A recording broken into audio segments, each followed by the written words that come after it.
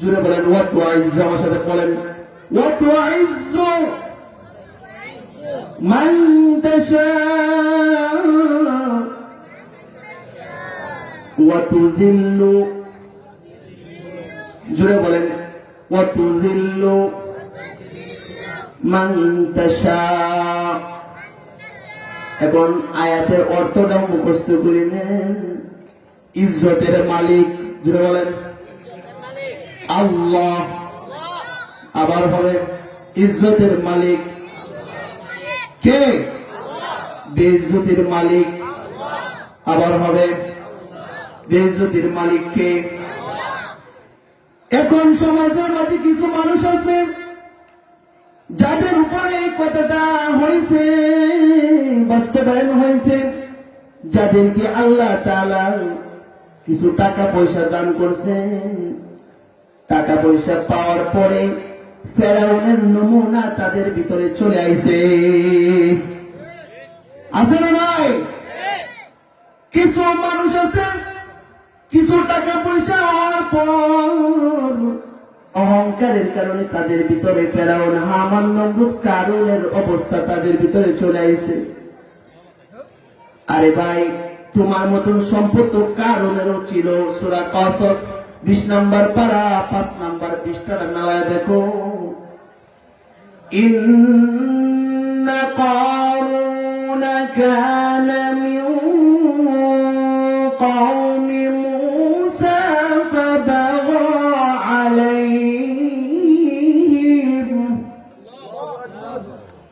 ওয়া আতাইনাহু মিনাল কুনুজি মা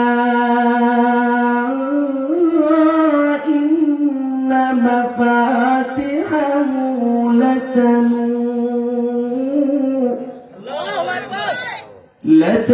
لتنوء بالعصبة أولي القوة إذ قال له قومه لا تفرح إن الله لا يحب الفرحين।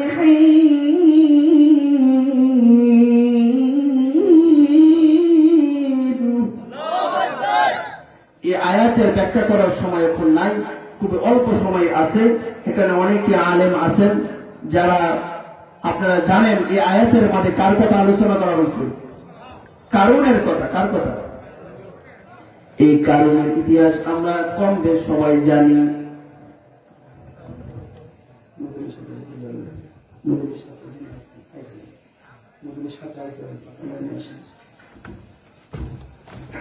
কারণের ইতিহাসটা আমরা সবাই জানি, জানি কিনা প্রায় সময় এই আলোচনাটা উলামায়ে কেরামগণ করেন।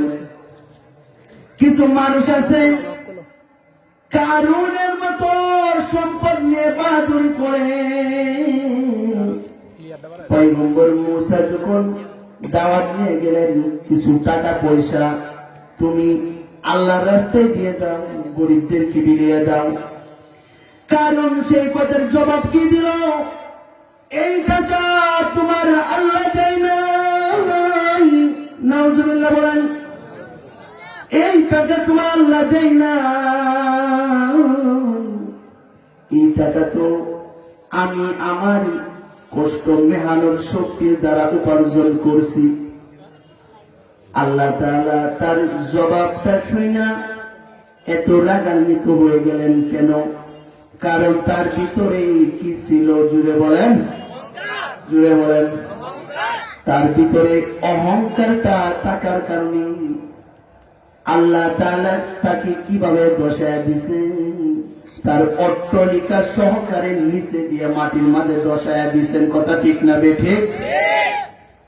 এখনো জানান ওই জায়গায় যান, এই কারণে যেখানে তার সবকিছু দশায় দিয়েছিল।